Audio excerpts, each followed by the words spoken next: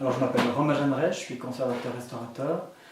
J'ai fait mes études à la Haute École Arc de Neuchâtel et je suis donc spécialisé pour les métaux.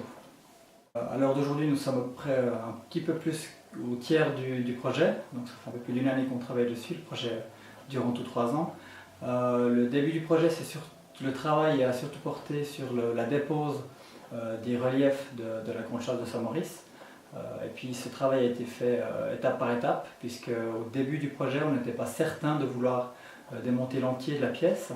Donc on a commencé par le pignon de la Vierge, puis l'une des grandes faces. Et puis suite à ce travail, il a été décidé, en accord avec la commission scientifique, d'étendre le démontage à toutes les faces, puisqu'on obtenait énormément d'informations en observant les revers.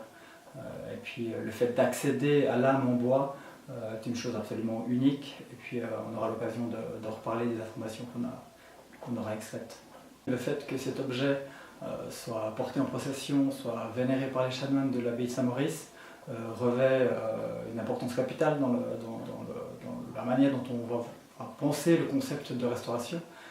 Si cet objet est retourné en réserve à l'abri des regards, clairement qu'on n'aurait pas fait les mêmes choix.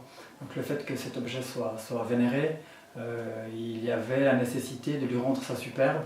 Le fait qu'aujourd'hui l'argent soit terni, les pierres soient encrassées, la Grande Châsse de Saint-Maurice apparaît éteinte, et puis la restauration en réduisant, en nettoyant le ternissement, cet aspect noir qu'il y a sur la surface, et en redonnant l'éclat métallique à l'objet, permet de rayonner, et puis voilà, les chanoines et puis les pèlerins et les visiteurs du trésor pourront prendre la pleine mesure du sacré de cet objet.